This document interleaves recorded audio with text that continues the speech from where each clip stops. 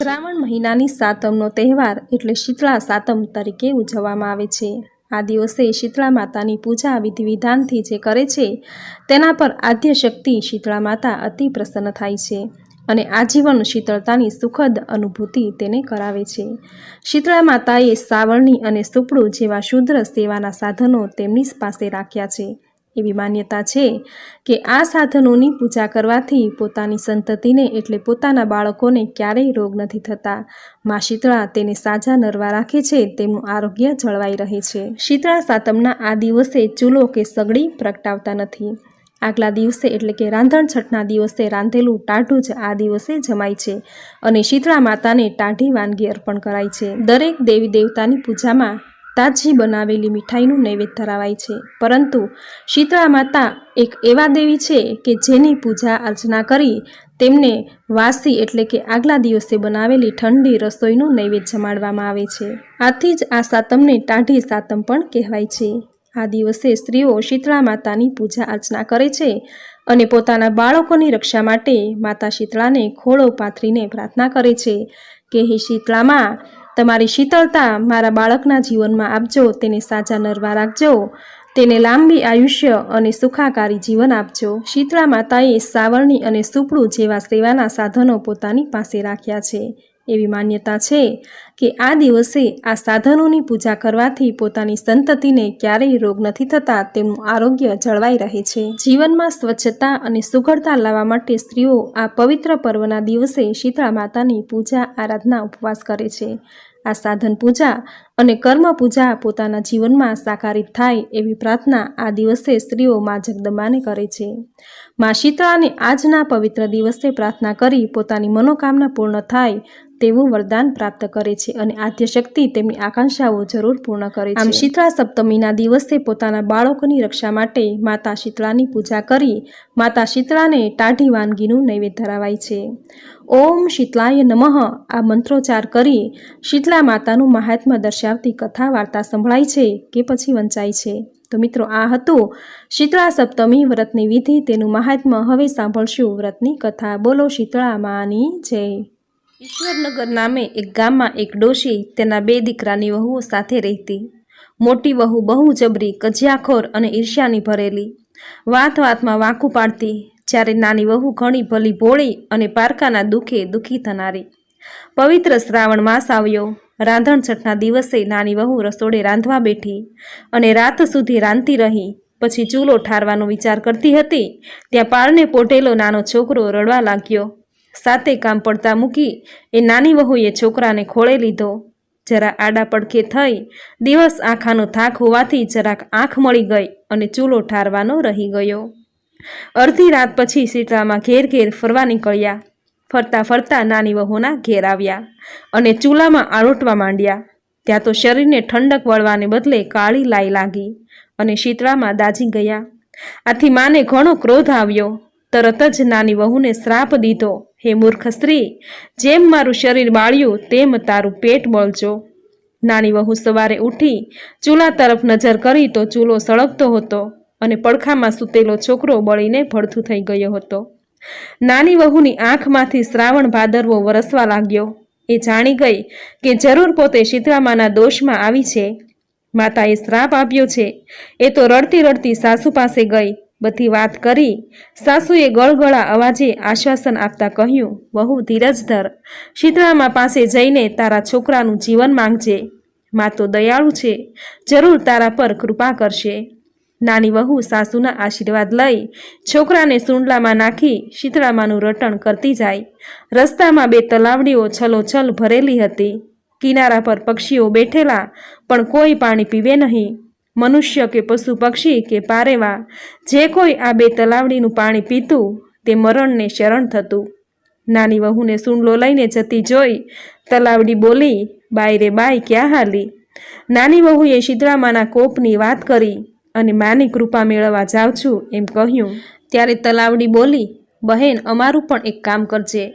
અમારા એવા તે 100 પાપ છે કે કોઈ અમારું પાણી પીએ તો મૃત્યુને પામે છે। માં મળે તો અમારા દુઃખનું નિવારણ પૂછજે। નાની વહુ હા પાડીને આગળ વધી। રસ્તામાં 2 લડતા આખલા મળ્યા। બંનેની ડોકે ઘંટીના પડ બાજેલા। નાની વહુને જોઈને પૂછ્યું, વહુ ક્યાં હાલી? નાની વહુએ શીતળામાના કોપની વાત કરી. ત્યારે આખલા બોલ્યા, અમારુંય એક કામ કરજે, અમે સદાય લડ્યા જ કરીએ છીએ. અમારી ડોકે આ ઘંટીના પડ છે તે કેમય કરીને છૂટા પડતા નથી. તો અમારા એવા તે શું પાપ છે જેથી અમારા પાપનું નિવારણ પૂછતી આવજે. નાની વહુએ હા પાડી. પછી આગળ ચાલી. થોડેક આગળ ચાલી ત્યાં બોરડીના ઝાડ નીચે એક ડોશી દિવેટ જેવા વાળ બે હાથે ખંજવાળતી બેઠી. વહુને જોઈ ડોશી બોલી, બાઈ રે બાઈ, આમ હાફળી ફાફળી ક્યાં હાલી? વહુએ શીતળામાના કોપની વાત કરી. ત્યારે ડોશી બોલી, અલી જરાક મારું માથું તો જોઈ દેતી જા. નાની વહુને ઉતાવળ હતી, પણ એ ઘણી દયાળુ હતી. તેણે સુંડલો નીચે મૂકી છોકરું ડોશીમાના ખોળામાં આપી એ તો મડી માથું જોવા. જેમ જેમ વહુના હાથ ડોશીના માથામાં જુઓ કાઢવા લાગ્યા, તેમ તેમ ડોશીના હાથ છોકરાના શરીર ઉપર ફરવા માંડ્યા. થોડી વારમાં તો વહુએ ડોશીના માથામાંથી જુઓ વીણીને માથું ચોખ્ખું કરી નાખ્યું. માથામાંથી ખંજવાળ મટી ગઈ અને ડોશી બોલ્યા, હાશ દીકરી, તે મારા માથામાંથી ખંજવાળ મટાડી. જેમ મારી પીડા ઠારી છે તેમ તારું પેટ ઠરજો. જ્યાં ડોશીમાં આટલું બોલ્યા કે ખોળામાં છોકરું ઉવા ઉવા કરી રડવા લાગ્યું. છોકરાને રોતું જોઈ વહુ તો હરખ ઘેલી થઈ ગઈ અને એના મનમાં આનંદ સમાતો નથી. પણ થોડી જ વારમાં તેને વિચાર આવ્યો કે માનો કે ન માનો, આ ડોશીમાં તો એ શીતળામાં જ છે. એના પગે આળોટી પડી, બસ માં, હું તમને જોઈ ગઈ છું, મને માફ કરો માતાજી, મારી ભૂલ હું કબૂલ કરું છું. તમે મારી ઉપર દયા કરી મને માફ કરી મારો દીકરો સજીવન કર્યો, નહીં તો મારું શું થાત? આમ કહી રડવા લાગી. ત્યારે શીતળામાં બોલ્યા, રડ નહીં દીકરી, મારું વ્રત કરનારને બધી રીતે ધ્યાન રાખવું જોઈએ. વ્રત અખંડ રહેવું જોઈએ, વિધિ પ્રમાણે વર્તવું જોઈએ, એમાં જરાક ભૂલ ન થાય તેનું ધ્યાન રાખવું જોઈએ. જરાય ભૂલ થઈ તો વ્રત ફળે નહીં અને શાપ લાગે, પાપ લાગે. માટે હવેથી ધ્યાન રાખજે. જા સુખી થા, તને મારા આશીર્વાદ છે. શીતળામાના આશીર્વાદ લઈ વહુ પોતાના સજીવન થયેલા દીકરાને કાખમાં નાખી જવા તૈયાર થઈ અને બે હાથ જોડી બોલી, માતાજી, રસ્તામાં આવતા આવતા બે તલાવડી છે. નિર્મળ જળ છલોછલ પાણી છે, ટોપરા જેવું મીઠું પાણી છે, પણ કોઈ છાલકું પાણી પીતું નથી, કોઈ તલાવડી સામે જોતું નથી. તેના પાપનું નિવારણ શું તે આપ દયા કરીને મને કહો. વહુની વાત સાંભળી શીતળામાએ કહ્યું, બેટા, આગલા ભવમાં એ બેય શોક્યો હતી. બેયની વચ્ચે એવું વેરઝેર હતું કે રોજ લડે. ઘેર દૂધણા હતા તેથી વલોણું હતું, અને છાસ થાય તો છાસ કોઈ આડોશી પાડોશી અતિથિ અભ્યાગત લેવા આવે ત્યારે એ છાસમાં છલોછલ પાણી નાખીને આપે. એ પાપના લીધે એનું પાણી આજે કોઈ પીતું નથી. માટે હવે તું જઈને એમાંથી ખોબો પાણી પીજે, એટલે એના પાપનો નાશ થશે. પછી તો તલાવડીના પાપનું નિવારણ સાંભળી ફરી વહુએ બે હાથ જોડી માતાજીને કહ્યું, માતાજી. ત્યાર પછી રસ્તામાં આવતા બે આખલા મળ્યા. બંને આખલા આખો દિવસ સામ સામે લડતા જ હોય છે અને એ બંનેના ગળામાં ઘંટીના પડ લટકે છે. એના પાપનું નિવારણ શું છે તે તમે કહો. શીતળામાએ કહ્યું, સાંભળ દીકરી, ગયા ભવમાં એ બંને દેરાણી જેઠાણી હતા, બેય ટૂંકા મનવાળી. ઘરમાં ખાંડણિયું અને ઘંટી હતા, પણ આડોશી પાડોશી દળવા ખાંડવા આવે તો છણકા કરી કાઢી મૂકતી, કોઈને દળવા ખાંડવા દે નહીં. આ પાપ આજે તેમને નડે છે, તો તું એમની પાસે જજે, એને એમના ગળામાં બાંધેલા ઘંટીના પડિયા છોડીને બેયને છુટકારો કરજે, એટલે પછી કોઈ દિવસ તેઓ લડશે નહીં. આમ આટલું કહી શીતળામાં આશીર્વાદ આપી અલોપ થઈ ગયા. વહુ તો પોતાના સજીવન થયેલા દીકરાને લઈ ઘેર આવવા ચાલતી થઈ. રસ્તામાં બે આખલા મળ્યા. બાઈ રે બાઈ, સોંપેલા કામ કર્યા, અમારા પાપના નિવારણ જાણ્યા. વહુ કહે, હા, ગયા જન્મમાં તમે બેય દેરાણી જેઠાણી હતા. ઘરમાં ખાંડણિયું ઘંટી હોવા છતાં કોઈને દળવા ખાંડવા દેતા ન હતા અને છણકા કરી કાઢી મૂકતા. તે પાપ આજે તમને નડે છે અને તેથી તમે બંને આખો દિવસ લડ્યા કરો છો. આમ કહી વહુએ બેયના ગળે બાંધેલા ઘંટીના પડ છોડી નાખ્યા અને બંને લડતા બંધ થઈ ગયા. વહુ તો આગળ વધી. આગળ જતા રસ્તામાં પેલી બે તલાવડી આવી. તલાવડી પાસે પહોંચતા વહુએ તલાવડીને આગલા જન્મની વાત કહી અને કહ્યું, બહેન, ભગવાન પાસે તો ચોખ્ખો ન્યાય છે કે જેવું કરો એવું ભરો, એ ભાવના ભૂલશો નહીં. ખાખરો વાવવાથી ખીચડી મળે નહીં, દૂધના દૂધમાં અને પાણીના પાણીમાં એ માનવું ભૂલશો નહીં. માટે હવે ધ્યાન રાખજો બહેનો, ભૂખ્યાને અન્ન અને દુખિયાને જે યથાશક્તિ પ્રમાણે મળે તે જરૂર આપજો. આમ કહી વહુએ ખોબો ભરીને તલાવડીમાંથી પાણી પીધું અને કહ્યું, ભગવાન તમારું ભલું કરે. અને આટલું બોલતા આકાશમાંથી પંખીઓનું ટોળું તલાવડી ઉપર ઉતરી પડ્યું. પશુઓ પાણી પીવા આવવા લાગ્યા. આ જોઈ બેય તલાવડીઓ આનંદિત થઈ ઉઠી. ઘેર જવામાં મોડું થશે એમ વિચારી વહુ છોકરાને લઈ ચાલી. ઘરે આવી સાસુમાના ખોળામાં છોકરો આપી કહ્યું, સાસુમા ઓ સાસુમા, શીતળામાના મન ઠર્યા, અમારા પેટ ઠાર્યા. માએ અમને વહાલ કર્યા, નાના બાળ જીવતા કર્યા. શીતળામાના વ્રત અમને ફળ્યા. સાસુએ તો પોતાના પોત્રને સજીવન થયેલો જોઈ હર્ષ ઘેલી થઈ ગઈ. વહુને વહાલ કરી ધન્યવાદ આપ્યા. આ બાજુ જ્યાં જેઠાણીએ જાણ્યું કે નાની વહુ છોકરાને છાબડીમાં નાખી શીતળામા પાસે ગઈ અને સજીવન થયો, એ તો ઈર્ષ્યાની મારી બળી ઉઠી. પણ થાય શું? આ વાતને ઘણો સમય થયો. દિવસો વીતવા લાગ્યા. વળી પાછો રાંધણચટનો દિવસ આવ્યો. એટલે પેલી વટકણી બળકણી જેઠાણીના મનમાં થયું કે લાવ હુંય દેરાણીની જેમ શીતળામાના આશીર્વાદ લઉં. આમ તેણે છોકરાને ઘોડિયામાં સુવડાવ્યો. અડધી રાત સુધી રાંધણિયામાં કામ કરી ચૂલો સળગતો રાખી બાઈ તો સૂઈ ગઈ. રાત્રે ફળવા નીકળેલા શીતળામાના જેઠાણીના ઘરે આવ્યા. રસોડામાં જઈને જુએ છે તો ચૂલો સળગતો હતો. આ જોઈ શીતળામા ક્રોધે ભરાયા. ચૂલાની રાખમાં આળોટ્યા અને શરીરે દાઝ્યા. તેથી શાપ આપ્યો, જેણે મારું શરીર બાળ્યું છે એવું એનું પેટ બળજો. સવારે ઉઠીને જ્યાં ઘોડિયામાં જોયું તો છોકરો મરેલો પડ્યો. તે તો રડવા લાગી.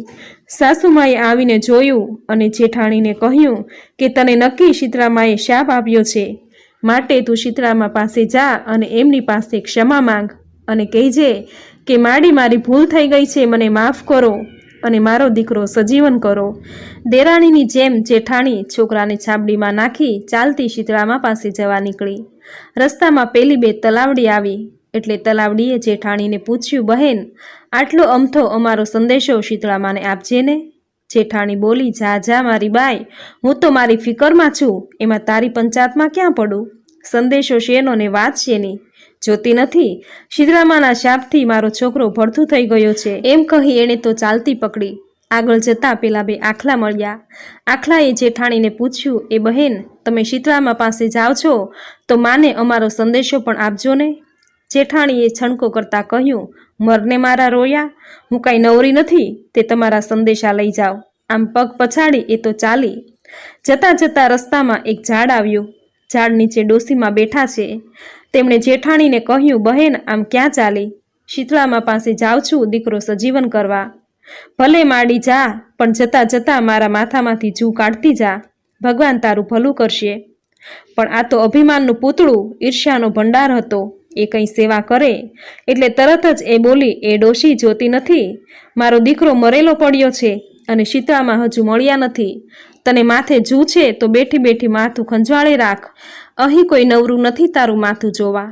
આમ કહી જેઠાણી મોં મચકોડતા આગળ ચાલી.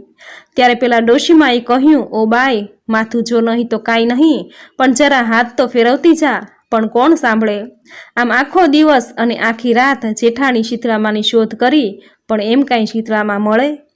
માટે બહેનો, દેખાદેખી કે કોઈની ઈર્ષ્યાથી બળીને એવું કોઈ કાર્ય ન કરવું કે જેથી જેઠાણી જેવું થાય. કર્મ આપણે કરીએ છીએ અને તેનું ફળ પણ આપણે જ ભોગવવું પડે છે. કોઈનું સારું થતું હોય તો ટાપુ ટીપું કરીને કામ કરવું, પણ નકારો ન કરવો. બને તો દાન દક્ષિણા આપવી, ભૂખ્યાને ભોજન આપવું. આમ કરવાથી માતાજી આપણા ઉપર ખુશ રહેશે. જેઠાણી શીતળામાને ઓળખી ન શકી અને રખડી રખડીને રોતી કકળતી ઘેર પાછી આવી. સાસુ પાસે ઢગલો થઈને પડી.